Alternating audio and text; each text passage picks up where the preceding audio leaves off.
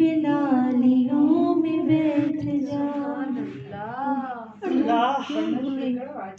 اویسیوں میں بیٹھ جا بلالیوں میں بیٹھ جا طلب ہے کچھ تو بے طلب سوالیوں میں بیٹھ جا السلام علیکم سیدی یا رسول اللہ الصلاۃ والسلام علیک یا سیدی یا رسول اللہ الصلاۃ والسلام یا حسین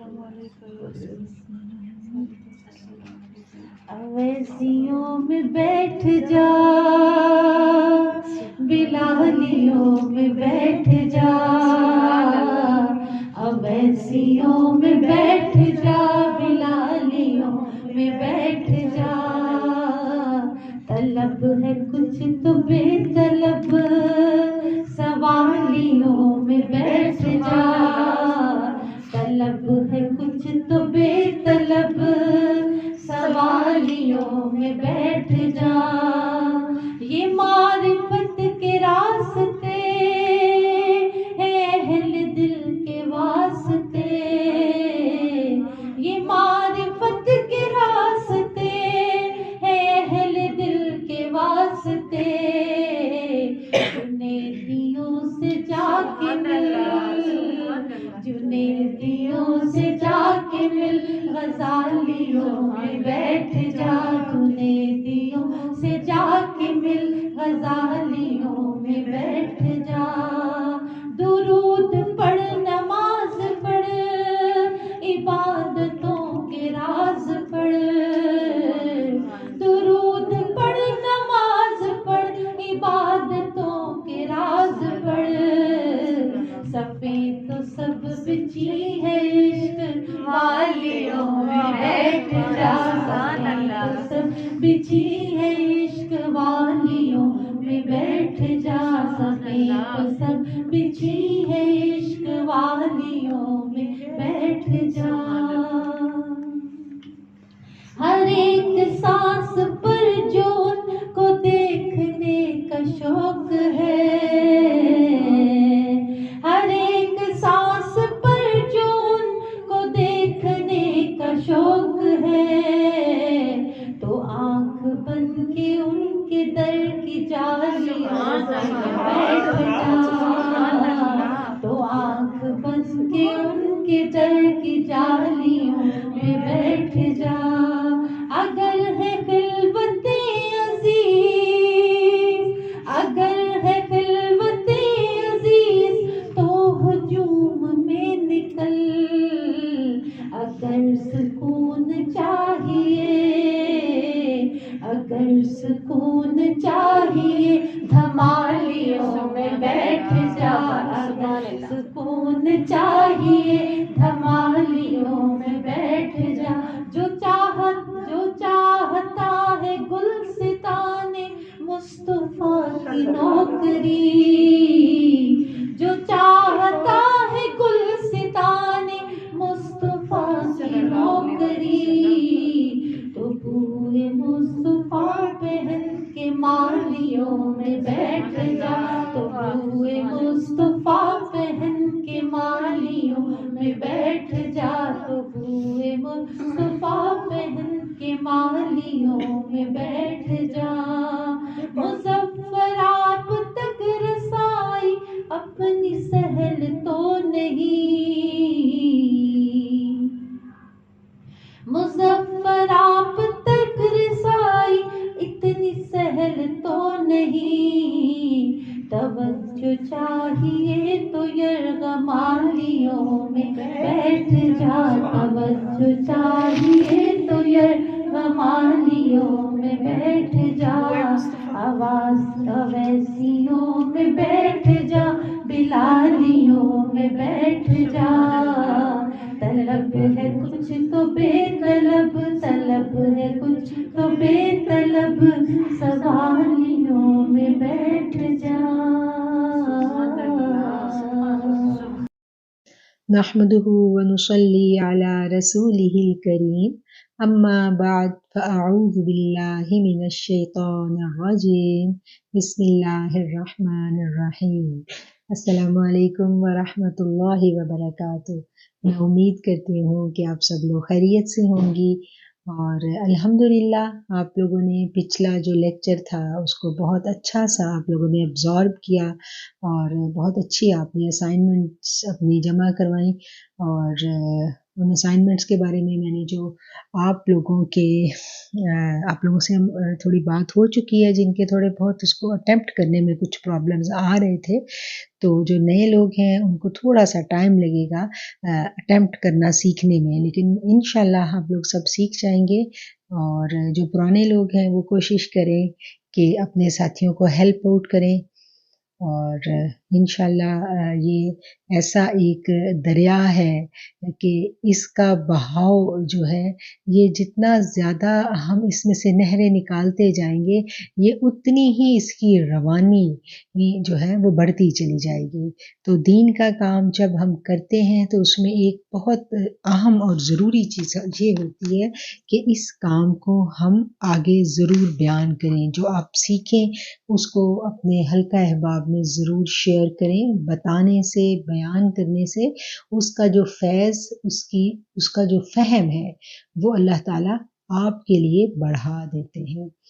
اور پچھلا جو لیکچر تھا، پہلے چند باتیں، چند کی پوائنٹس اس لیکچر کے میں یہاں پر بیان کروں گی، پھر اس کے بعد ہم اپنا آج کا جو لیکچر ہے وہ اس کو شروع کریں گے۔ پچھلے لیکچر میں ہم نے جو ہمارا فہم تصوف کورس کا لیکچر تھا، تصوف کے بارے میں، اس میں ہم نے یہ سیکھا کہ تصوف کا تعارف، تصوف کی ڈیفینیشن کو ہم نے سمجھنے کی کوشش کی کہ تصوف کیا ہے، اور جتنی نوری سسٹرز ہمارے ساتھ اس سفر پر ہیں ان سب کی منزل کیا ہے۔ دیکھیں، جب سفر کا تعین ہو جاتا ہے کہ ہم اب سفر پر جا رہے ہیں، اس کے بعد ہمارے سامنے ہماری منزل ہوتی ہے۔ جب منزل سامنے ہو تو پھر سفر کرنا بے حد آسان ہو جاتا ہے، سہل ہو جاتا ہے، اور آپ سفر کی صعوبتوں سے پریشان نہیں ہوتے، کیونکہ منزل کی رہنمائیاں، منزل کی خوبصورتی، منزل تک پہنچنے کا جو شوق ہے وہ ہمیں تھکنے نہیں دیتا۔ اس لیے ہمیں اپنی منزل کو واضح کرنا ہے۔ ہر لمحہ ہماری آنکھوں کے آگے بی بی سیدہ کونین سلام اللہ علیہ کا چہرہ رہنا چاہیے، ہمارے تصور میں، ہمارے خیال میں یہ بات ہمیشہ راسخ رہے کہ ہماری منزل کیا ہے، ہم نے اپنی منزل کا تعین کر لیا۔ ہم نے پچھلے لیکچر میں یہ سیکھا، اور اس کے علاوہ ہم نے جو لفظ احسان ہے حدیث میں آتا، ہم نے اس کو سمجھا کہ لفظ احسان جو ہے یہ کیا ہے۔ پھر ہم نے پچھلے لیکچر میں یہ بھی جاننے کی کوشش کی کہ اللہ تعالیٰ کے دوست جو ہیں وہ کون لوگ ہیں، اللہ اپنے دوست کن لوگوں میں سے چنتا ہے، اور ایک تو اللہ اپنے دوست چنتا ہے، اور پھر کچھ دوستوں سے میرا اللہ خود محبت کرنے لگتا ہے۔ دوست تو بہت سارے ہوتے ہیں نا، تو ان دوستوں میں سے کچھ دوست جو ہے نا وہ بہت محبوب ہوتے ہیں، دل کے بڑے قریب ہوتے ہیں، بہت پیارے لگتے ہیں۔ تو وہ کون ہے؟ اس کیٹیگری میں داخل ہونے کے لیے کیا ضروری ہے، یہ بھی ہم نے پچھلے لیکچر میں سیکھا تھا۔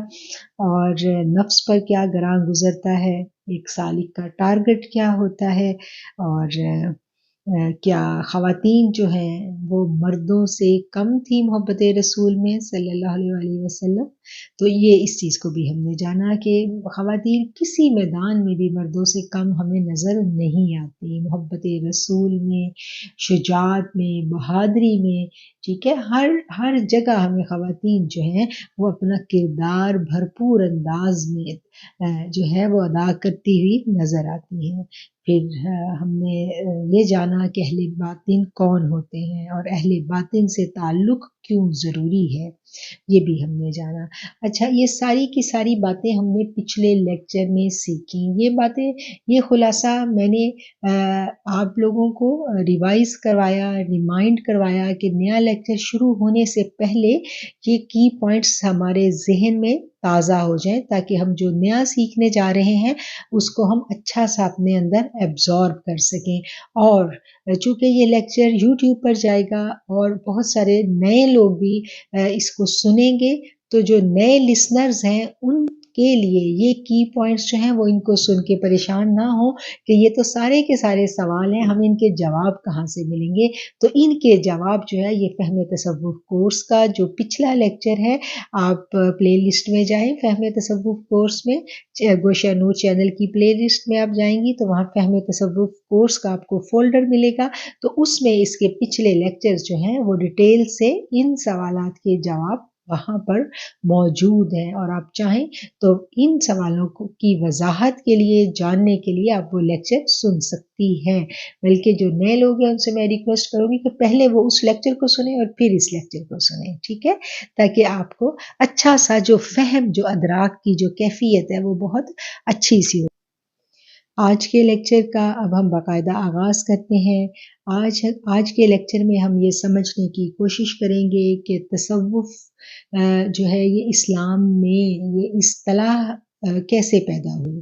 جو ہمارے دین اسلام نے جو ارتقائی منازل طے کی اور طے کرتا ہوا آج جس صورت میں یہ ہمارے پاس موجود ہے، اس میں تصوف کی اصطلاح جو ہے یہ کہاں سے یہ ان ہوتی ہے، اور علماء کرام اور صوفیہ کرام جو ہیں ان کی جو الگ الگ، پہلے تو ایک ہی تھا نا، وہی صوفی تھا وہی عالم تھا، ٹھیک ہے نا، تو یہ الگ الگ کیسے ہوئے، اس چیز کو ہم سمجھنے کی کوشش کریں گے.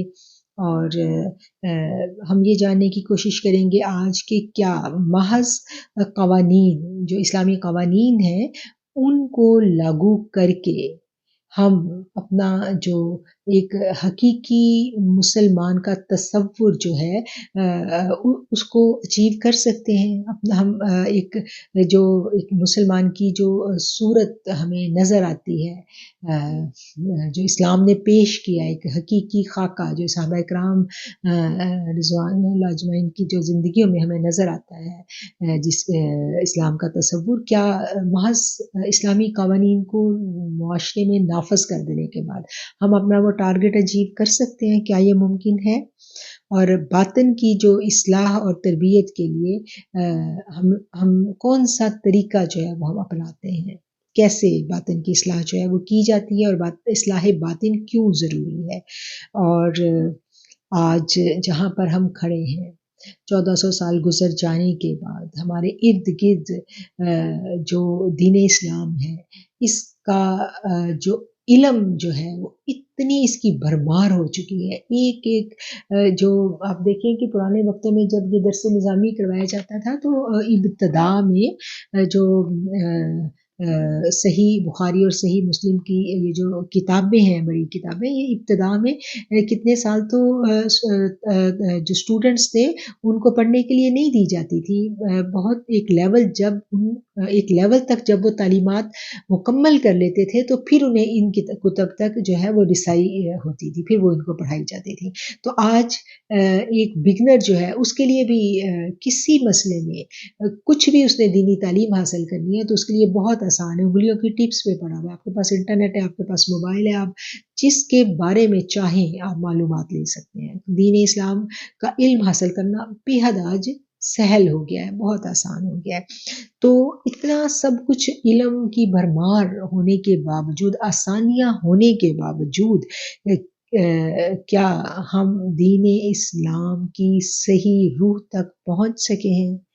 کیا ہم اس مقام کو پا چکے ہیں کہ جو ایک واقعتاً مومن کا مقام ہے؟ اگر نہیں تو اس کی کیا وجہ ہے؟ کیا ہم کنفیوز ہیں بحیثیت مسلمان کہ ہم کس مسلک کو فالو کریں؟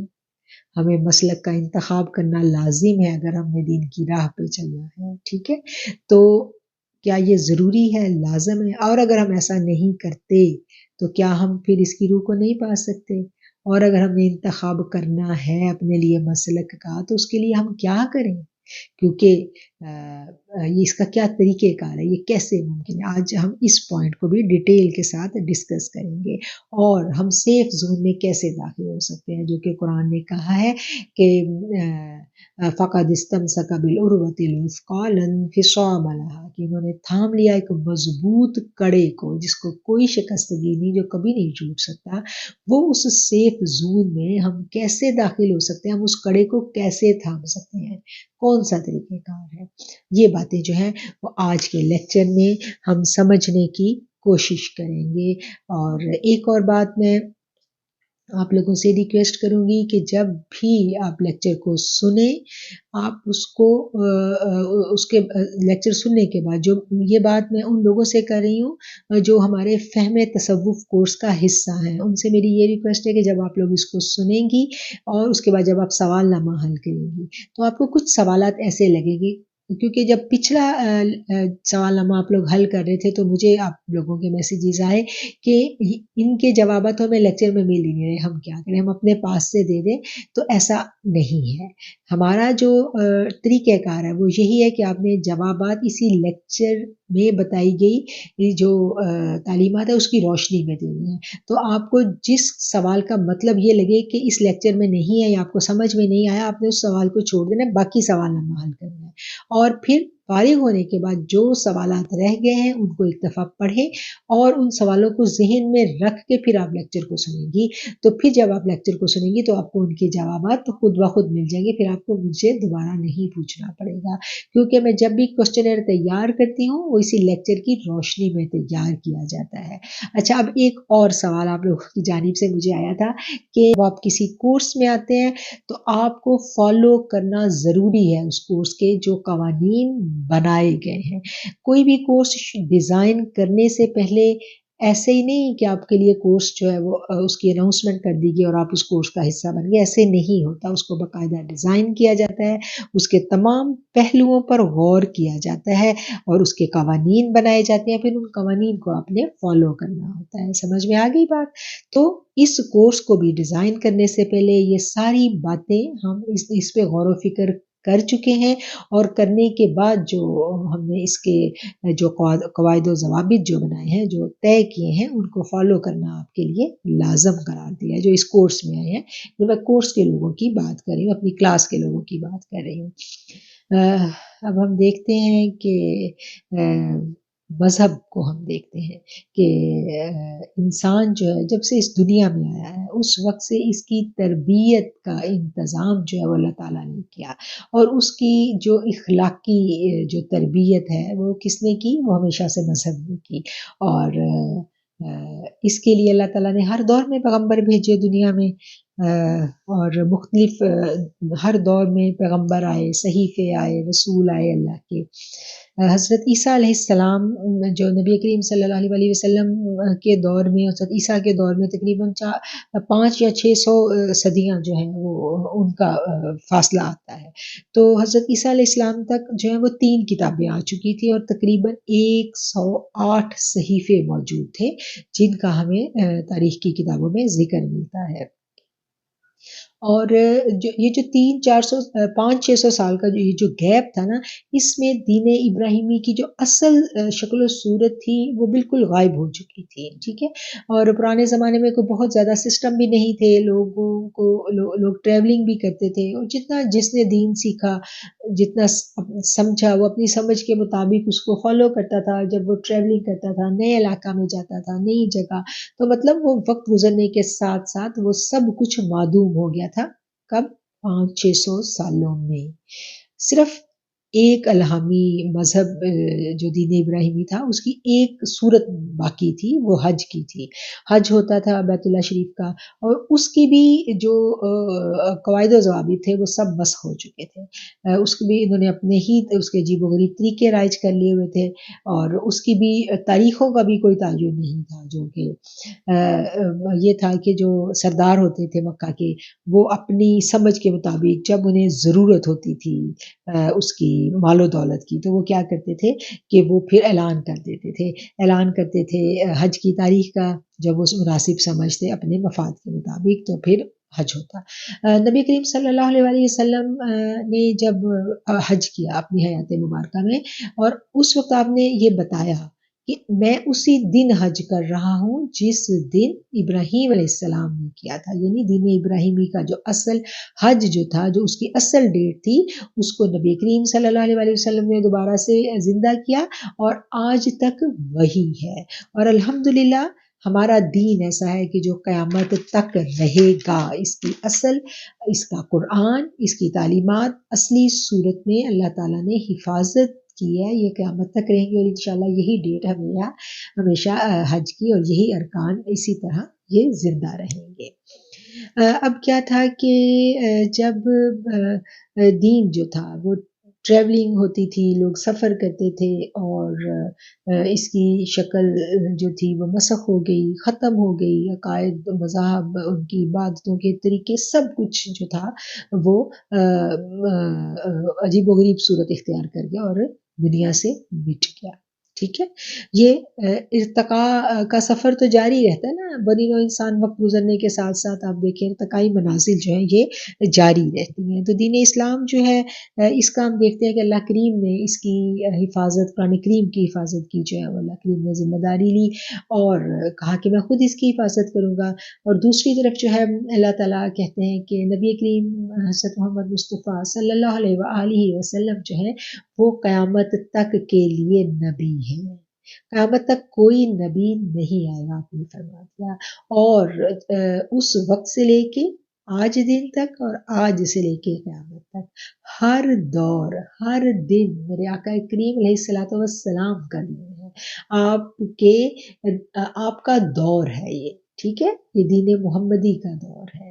اب پرانے تمام جو ادیان تھے وہ منسوخ ہو گئے، تمام شریعتیں منسوخ ہو گئی اور ہمیشہ کے لیے منسوخ ہو گئی. اور اب ہمیشہ کیا رہے گا؟ دین محمدی رہے گا.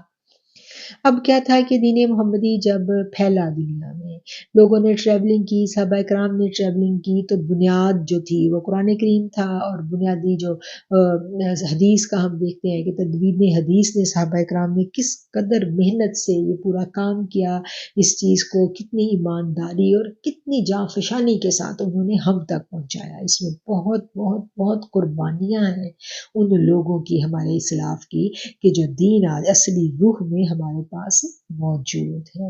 لیکن کیا ہے کہ چھوٹے چھوٹے فروعی اختلافات ہر دور میں آتے رہے، اور ان اختلافات کو پھر ہم دیکھتے ہیں کہ 4 امام آئے. 4 امام نے اپنے جو تھے اس کو مرتب کیا، قوانین کو، فقہ وجود میں آیا. اب یہ پوری کی پوری ایک طویل فقہ جو لوگ پڑھنا چاہتے ہیں، جو لوگ پڑھ چکے ہیں وہ اس کی ہسٹری کو جانتے ہیں، سمجھتے ہیں کہ کس طرح فقہ وجود میں آتا ہے. 4 امام آتے ہیں اور پھر ان کو فالو کرنا. اور اگر کسی ایک امام کا دوسرے امام کے ساتھ کچھ مسائل میں اختلاف ہے تو اس کے اوپر کسی امام نے کبھی دوسرے کو نعوذ باللہ غلط نہیں کہا. ٹھیک ہے، ان تمام اماموں کے جتنے 4 مذاہب میں، 4 انہوں نے مسلکوں میں، ٹھیک ہے، حنفی، حنبلی، شافعی اور جو ہے مالکی، یہ تمام حصے بن کے، اور ان سب کا آپس میں کوئی اختلاف نہیں تھا. بس یہ تھا کہ وہ اس حدیث سے اس امام نے فالو کیا اور یہ مسئلہ نکالا، اور دوسرے حدیث نے،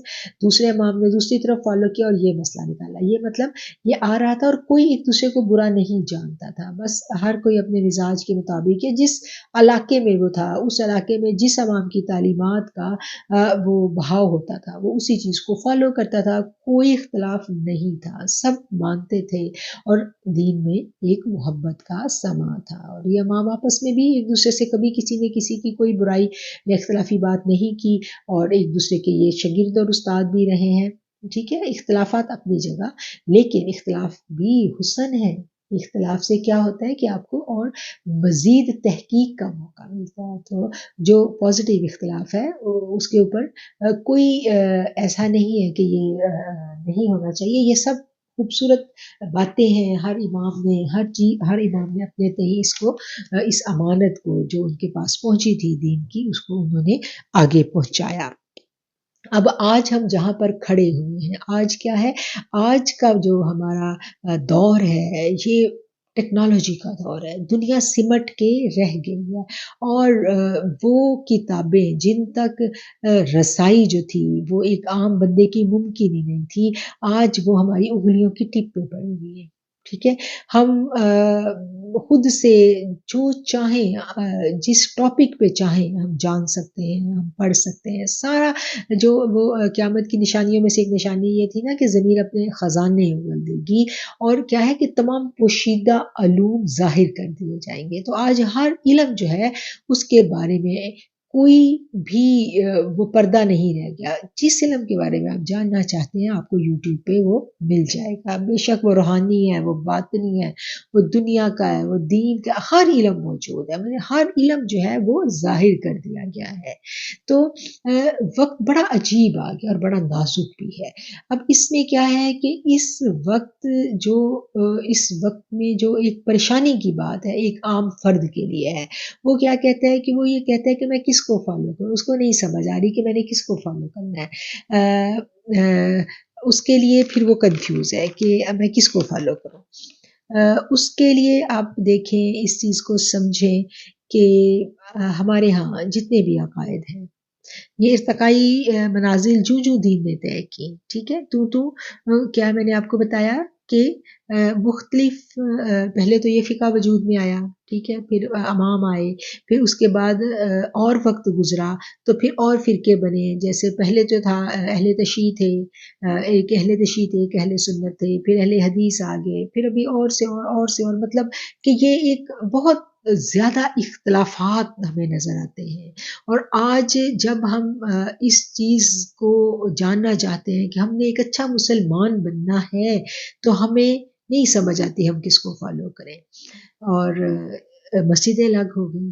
اگر آپ دیکھیں کہ ہر مسلک کے علماء جو ہیں وہ جید ہیں، انہوں نے تعلیم و تحقیق کر کے وہ کسی مقام پہ پہنچے نا، علم بیش بہا علم ہے ان کے پاس، وہ کسی مرتبہ مقام پہ پہنچے ہیں، پورے کے پورے مسلک کو وہ لیڈ کر رہے ہیں. ٹھیک ہے، ہر مسلک کے علماء ہمارے لیے قابل احترام ہے. اگر ہم ان سب کو ایک ٹیبل پہ بٹھا دیں، ہم ان سب کو ایک جگہ بٹھا دیں اور ہم ان سے کہیں کہ بھئی آپ آپس میں طے کر کے ہمیں بتا دیں کہ آپ میں سے حق پہ کون ہے، ہمیں حق چاہیے، ہم کس کو فالو کریں، تو بلیو کریں.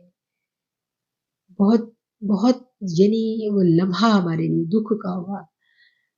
اگر اس کا کوئی حل نکل سکتا ہوتا تو نکل چکا ہوتا.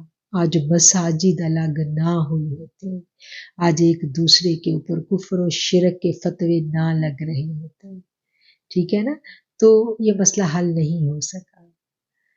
اتنے بڑے بڑے عالم دین اس مسئلے کو حل نہیں کر سکتے، تو میرے جیسے اور آپ جیسے جو طالب علم ہیں، جو اپنے رب کی رضا چاہنے والے ہیں، جو یہ چاہتے ہیں کہ اللہ بخشے جائیں، ہم کہاں جائیں بتائیں. جب اتنے بڑے بڑے عالم دین اس مسئلے کو حل نہیں کر سکے تو پھر ہم جیسا بندہ جو ہے وہ کیا کرے. تو اس مسئلے کو جو حل کیا نا وہ صوفیہ کرام نے کیا. صوفیہ کرام نے اس مسئلے کو کیسے حل کیا؟ انہوں نے اس مسئلے کو محبت کے ذریعے حل کیا. اس بات کو سمجھنے سے پہلے میں بنی اسرائیل کا ایک شخص تھا، اس کی مثال میں یہاں پر بیان کرنا چاہوں گی.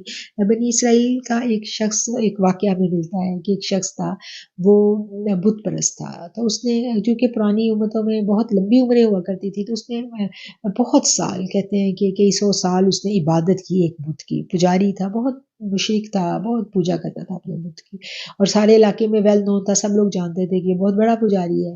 پھر کیا ہوا کہ ایک دفعہ وہ بیمار ہو گیا. اس کو بیماری اتنی بڑی، سخت بخار میں مبتلا ہے. وہ اپنے بت کے قدموں میں پڑا ہے اور اس کو پکار رہا ہے اور کہہ رہا ہے مجھے شفا دو، شفا دو. کوئی شفا نہیں ہو رہی، وہ نہیں ٹھیک ہو رہا. اگلا دن آتا ہے تو وہ اور زیادہ اس کی بیماری بڑھ جاتی ہے. تو وہ بہت یعنی تکلیف میں ہے، اور اس تکلیف کے عالم میں وہ اپنے بت کو پکارتا ہے اور کہتا ہے کہ دیکھو تم تو میرا ایک بخار نہیں دور کر سکتے، مجھے بیماری سے نجات نہیں دے سکتے ہو، تو موسیٰ کا رب تو پتہ نہیں کیا کچھ کرتا ہے.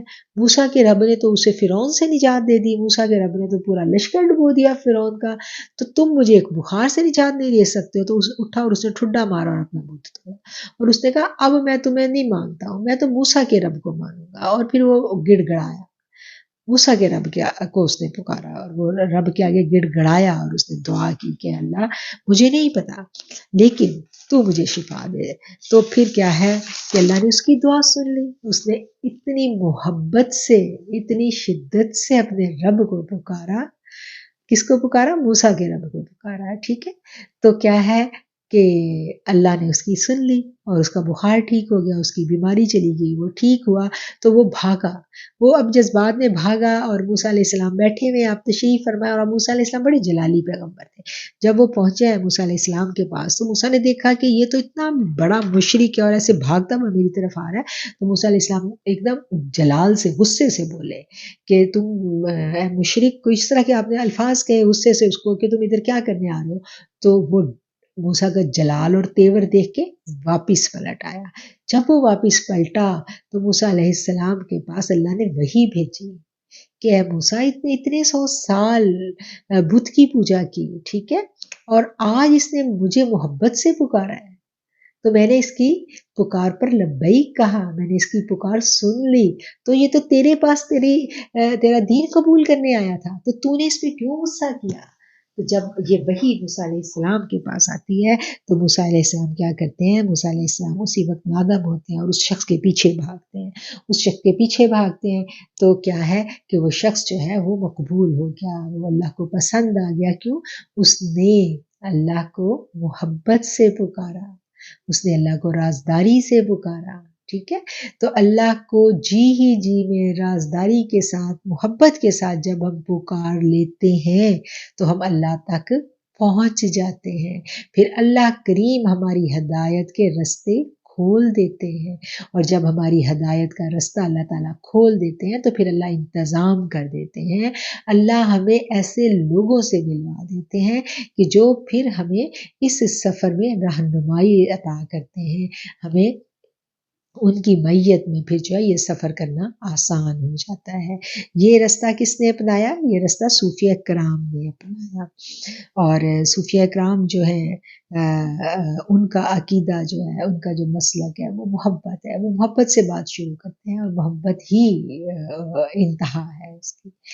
جیسے وہ بابا اشفاق احمد کا ایک واقعہ ہے نا، انہوں نے بیان کیا تھا اپنی کتاب میں، انہوں نے لکھا ہوا ہے کہ وہ ایک شخص کے پاس گئے تھے اور وہ صوفی تھا، کوئی بزرگ کا ان کو پتہ چلا، وہ اس کے پاس گئے اور انہوں نے جا کے اس کو کہا کہ میں صوفی بننا چاہتا ہوں، تو اس وہ ایک طویل واقعہ ہے کہ جس میں پھر وہ اس بزرگ نے ان سے کہا تھا کہ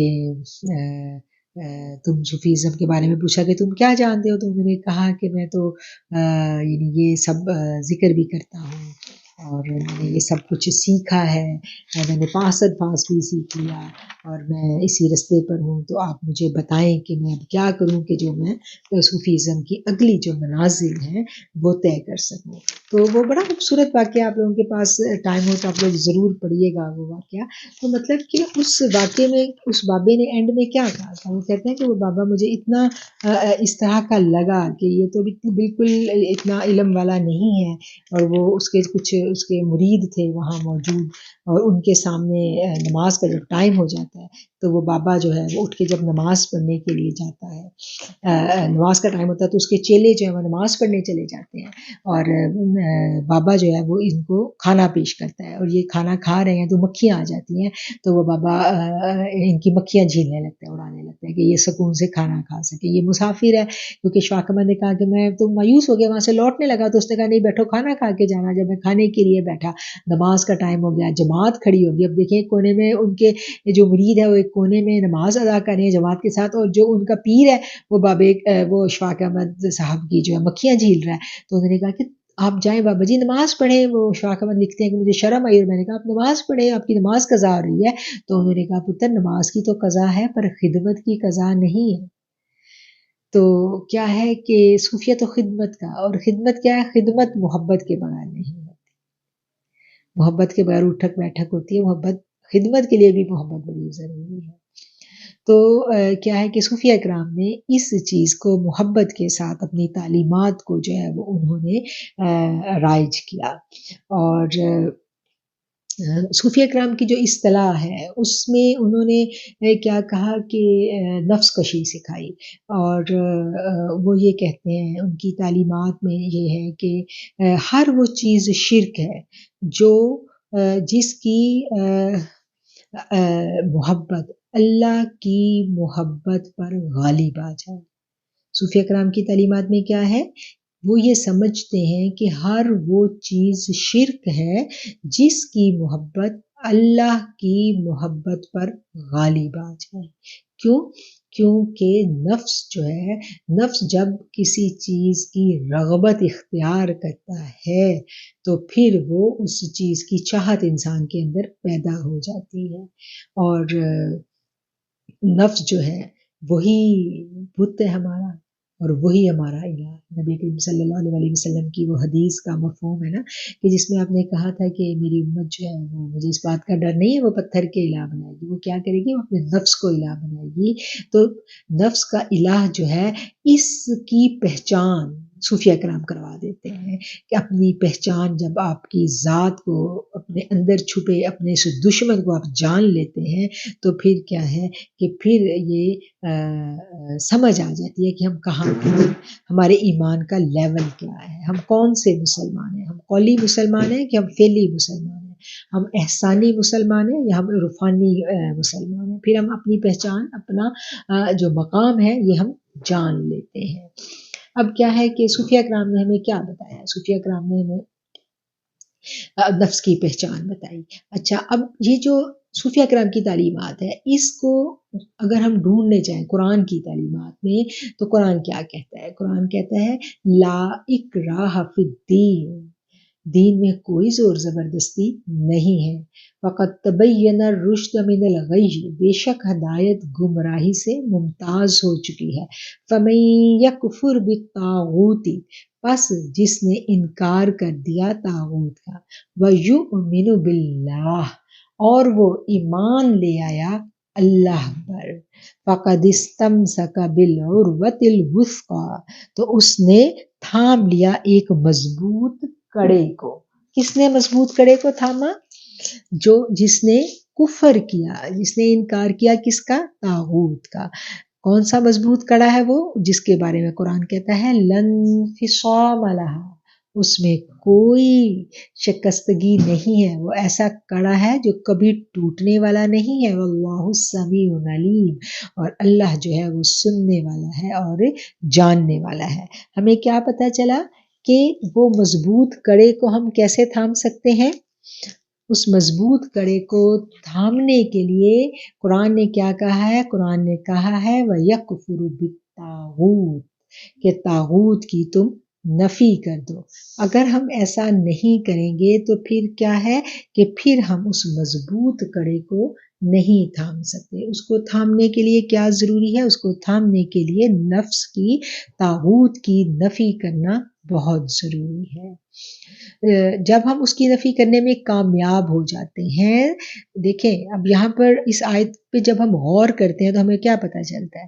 ہمیں یہ پتہ چلتا ہے کہ وَيُؤْمِنُ بِاللَّہ، خالی ایمان لانا اللہ پر کافی نہیں ہے. ایمان تو لے آئے لیکن ابھی ہم سیف زون میں نہیں ہیں، ہم خطرے میں ہیں. ایمان لانے کے بعد بھی ہم خطرے میں ہیں. تو کیا کہا گیا؟ سیف زون میں آنے کے لیے کیا کرنا ہے؟ وَيَكْفُرُ بِالطَّاغُوتِ، سیف زون میں آنے کے لیے، ایمان والوں کو محفوظ مقام حاصل کرنے کے لیے کیا کرنا ہے؟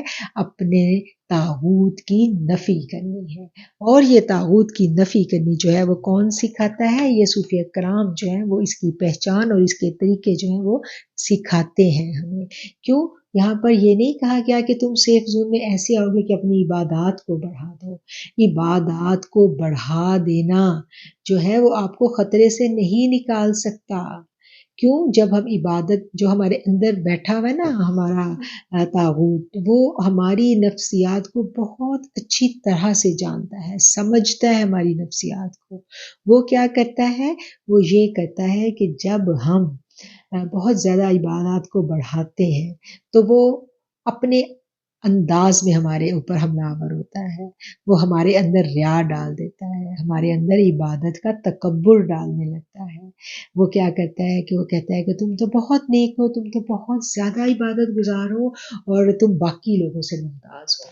ٹھیک ہے، وہ باقی لوگوں کی برائیاں ہمیں بڑی کر کر کے دکھاتا ہے کہ دیکھو تم تو تہجد پڑھی ہو، تمہارے گھر والے تو سو رہے ہیں.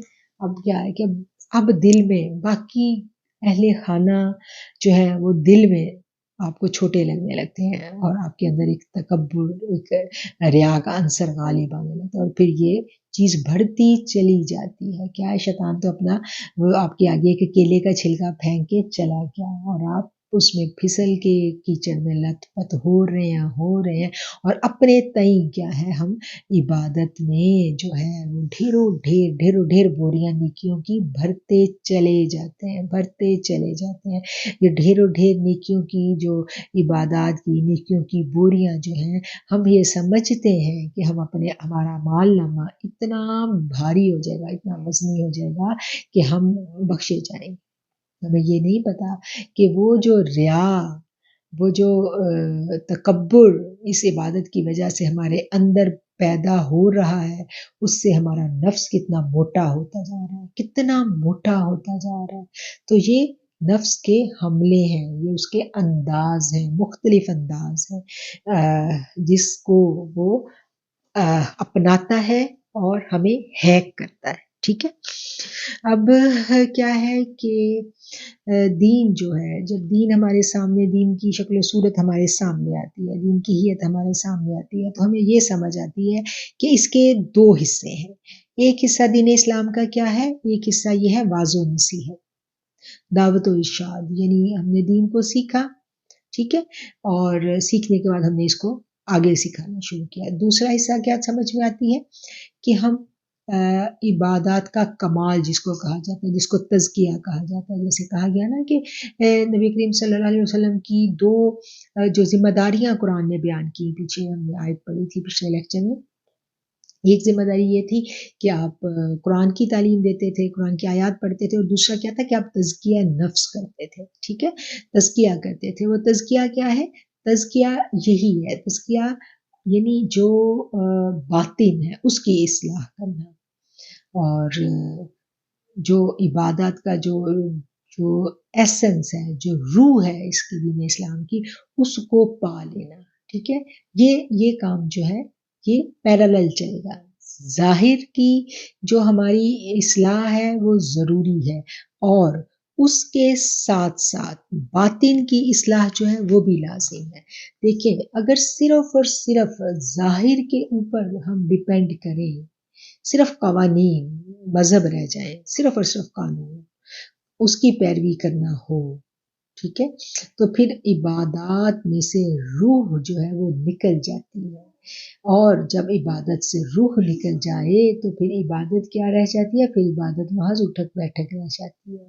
ان فرائض کی پابندی کرنے کے بعد جو ہے اگر باطن کی اصلاح نہیں ہوئی تو ہم اتنے زیادہ خطرے میں ہیں کہ اتنی محنت کے باوجود بھی ایک دو دھاری جو تلوار ہے وہ ہمارے سر پہ ہے اور ہمارے پاؤں کے نیچے ایک بالکل پلس رہا ہے. لمحے بھر کی ریا تکبر جو ہے اس سے ہم اپنی ساری محنت جو ہے اس کو ضائع کر دیں گے. تو اس کے لیے کیا ہے؟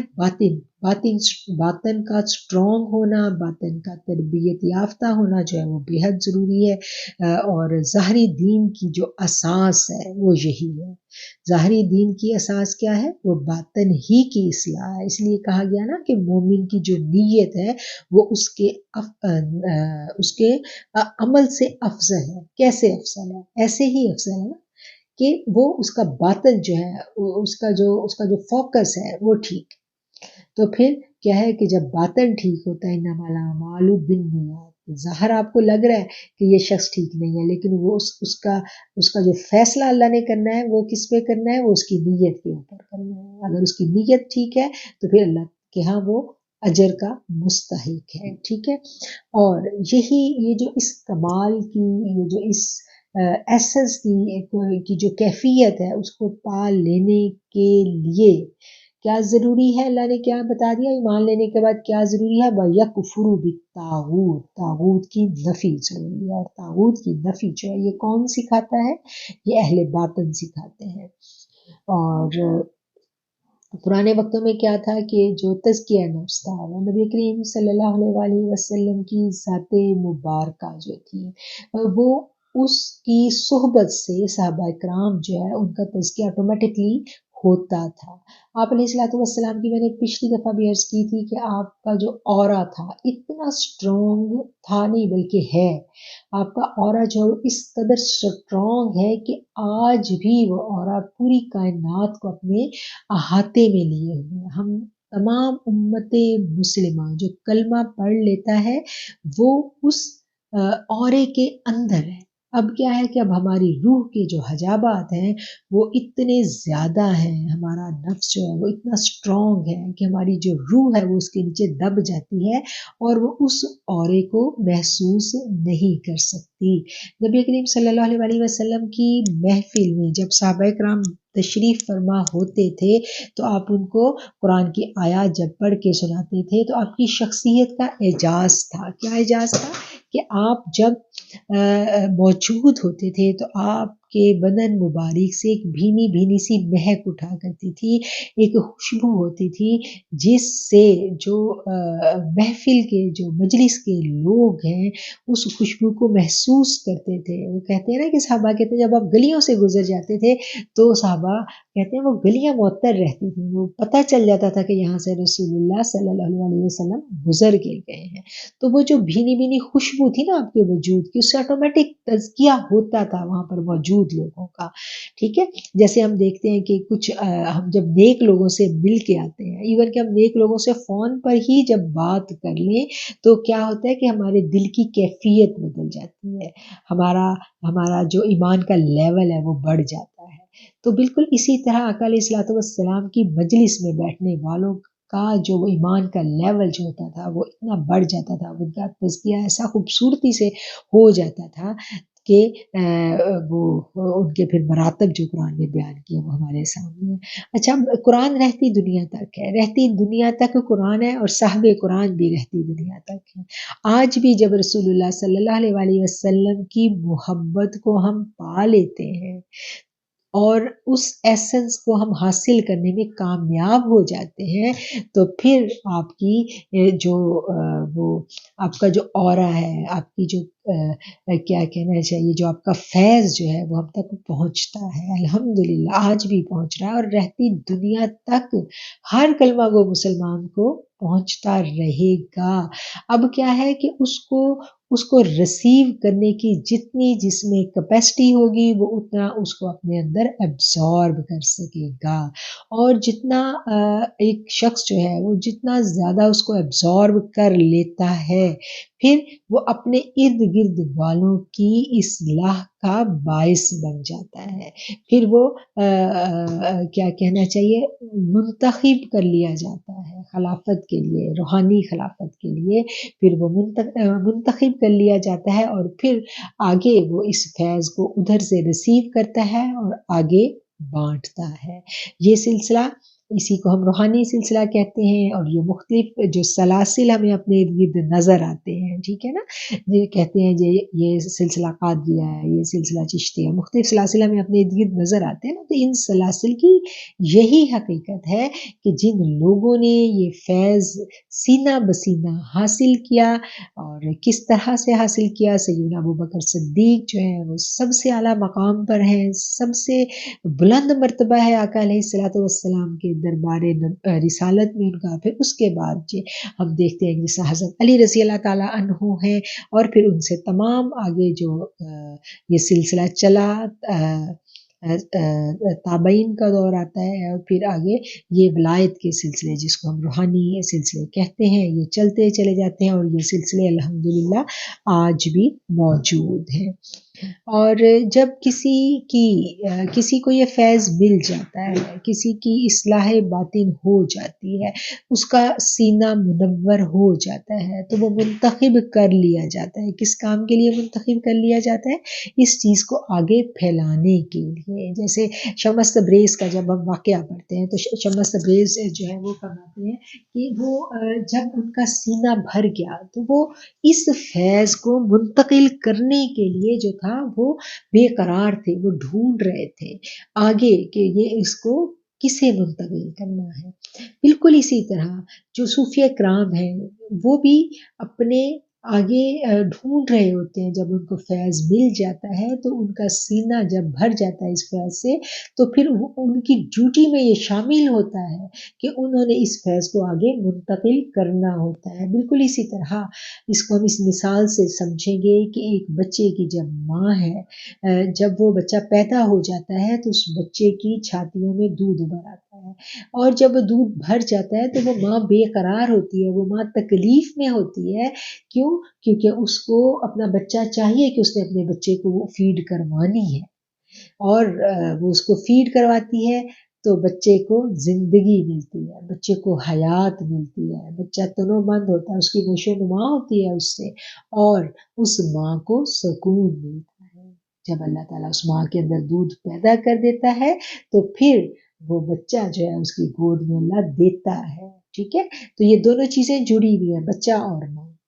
بالکل اسی طرح یہ جو روحانی سسٹم ہے اس میں بھی بالکل ایسے ہی ہوتا ہے کہ جب کسی کو فیض مل جاتا ہے تو پھر وہ بے قرار ہوتا ہے، پھر اس کی ڈیوٹی میں شامل ہوتا ہے کہ اس نے ان پیاسوں کو، ان بھوکوں کو اس نے ڈھونڈنا ہوتا ہے. یہ اس کی ڈیوٹی میں ہے، وہ ڈیوٹی پر ہوتا ہے کہ وہ ان کو ڈھونڈے گا اور وہ ان تک یہ فیض منتقل کرے گا. جیسے کہ شمس تبریز نے کیا. وہ ان کی آپ کہانی پڑھیں، بڑی خوبصورت کہانی ہے مولانا روم اور شمس تبریز کی.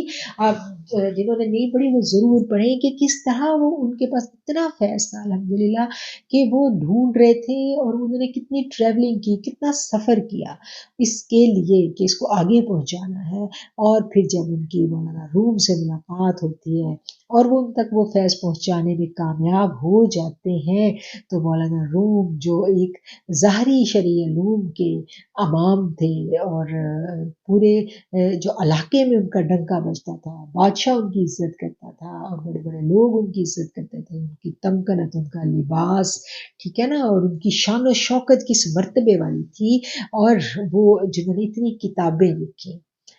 وہ کیا فرماتے ہیں؟ وہ کہتے ہیں کہ مولوی ہرگز نہ شد مولا روم تا غلام شمس تبریزی نہ شد، کہ میں کبھی بھی مولا روم نہ بن سکتا اگر میں شمس تبریزی کی غلامی اختیار نہ کرتا. تو کیا ہے کہ یہ جو ظاہری علوم کا بادشاہ، اس وقت کا بادشاہ تھا ظاہری شرعی علوم کا، وہ یہ لفظ کہہ رہا ہے کہ اگر وہ اس درویش کی غلامی اختیار نہ کرتے. دیکھیں کتنی کتابیں انہوں نے لکھی، کسی کتاب کا نام ہمیں معلوم نہیں ہے، لیکن جو انہوں نے فیض حاصل کرنے کے بعد مثنوی لکھی، آج مثنوی وہ باقاعدہ پڑھائی جاتی ہے، آج مثنوی کی باقاعدہ تعلیمات دی جاتی ہے، اور ہر شخص جو دین اسلام کا علم حاصل کرنے جاتا ہے وہ مثنوی پڑھے نہ پڑھے لیکن وہ اس کے نام کو ضرور جانتا ہے، متعارف ہوتا ہے مثنوی کے نام سے.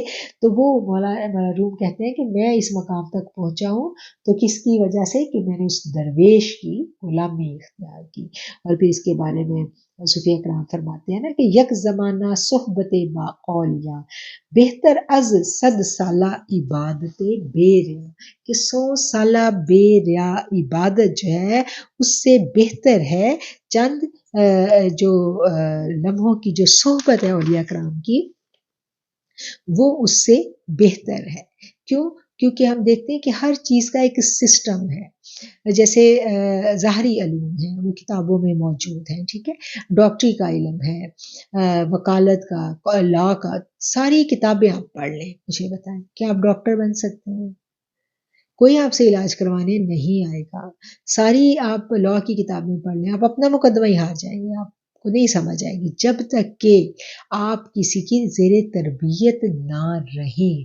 ڈاکٹر بننے کے بعد اتنے سال ایک ادارے سے سرٹیفکیٹ حاصل کرنے کے باوجود اگر آپ بڑے ڈاکٹروں کے زیر تربیت رہ کے اپنی ہاؤس جاب کا ٹائم پورا نہیں کرتے تو آپ ڈاکٹر نہیں کہلوا سکتے. آپ کے لیے لازم ہے زیر تربیت رہ کے جو سیکھا اس کو ڈلیور کرنا. بالکل اسی طرح دینی علوم کو سیکھنے کے بعد تربیت کا جو مرحلہ ہے وہ طے کرنا ضروری ہے.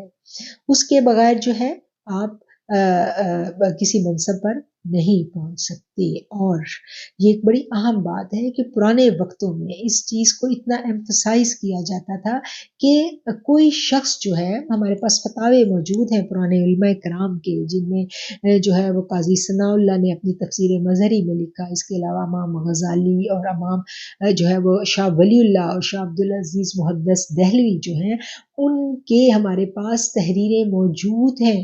انہوں نے کیا کہا ہے کہ انہوں نے کہا ہے کہ علوم ظاہری جو ہے وہ علوم باطنی کے بغیر قابل قبول نہیں ہے. کیوں؟ کیونکہ تزکیہ جو ہے یہ فرائض نبوت میں سے ہے، اس لیے تزکیہ کے بغیر ایمان مکمل نہیں ہے.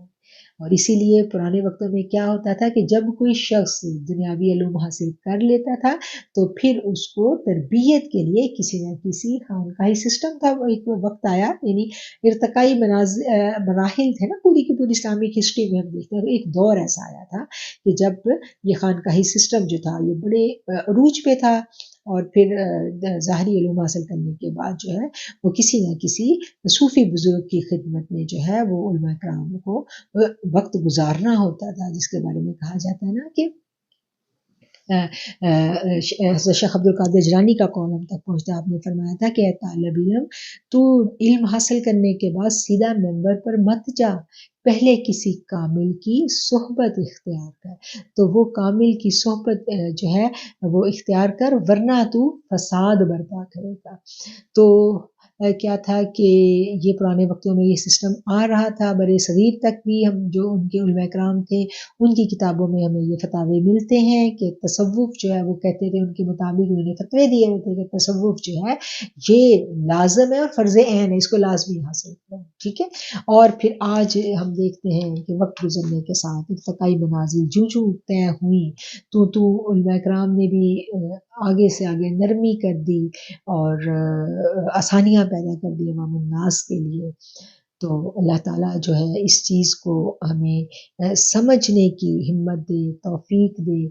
یہ باتیں تو اتنی زیادہ ہیں، یہ ٹاپک تو اتنا وسعت والا ہے کہ اس کو بیان کرنے کے لیے بہت ٹائم چاہیے. لیکن یقیناً میری جو اسٹوڈنٹس ہیں، مجھے ان کی کیپیسٹی کو بھی مد نظر رکھنا ہے. میں آپ لوگوں کی کیپیسٹی کو دیکھتے ہوئے کلاک کو دیکھ رہی ہوں، تو ٹائم جو ہے وہ ہمارا پورا ہو رہا ہے. اور آپ لوگوں کو جو ہم نے آج پڑھا ہے، جو آج ہم نے سمجھا ہے، ان الفاظ کے ساتھ میں اپنے الفاظ کو سمیٹتی ہوں کہ اور اس دعا کے ساتھ کہ اللہ تعالیٰ آپ لوگوں کو توفیق دے کہ آپ اس کو ایبزارب کر سکیں، اس کو سمجھ سکیں. انشاءاللہ نیکسٹ ویک جو ہے ہم اپنی نئی کلاس کے ساتھ آپ کی خدمت میں حاضر ہوں گے. اللہ تعالیٰ جو پڑھا ہے اس کو قبول فرمائے اور اس کو ہمیں سمجھنے کی اور سمجھانے کی توفیق عطا فرمائے، اور ہمارے علم میں اور ہمارے عمل میں اللہ کریم برکت ڈال دے، اضافہ کرے اور ہمیں ہدایت پہ رکھے، ہمیں دوسروں کی ہدایت کا سبب بنا دے. وآخر الدعوانا ان الحمد للہ رب العالمین.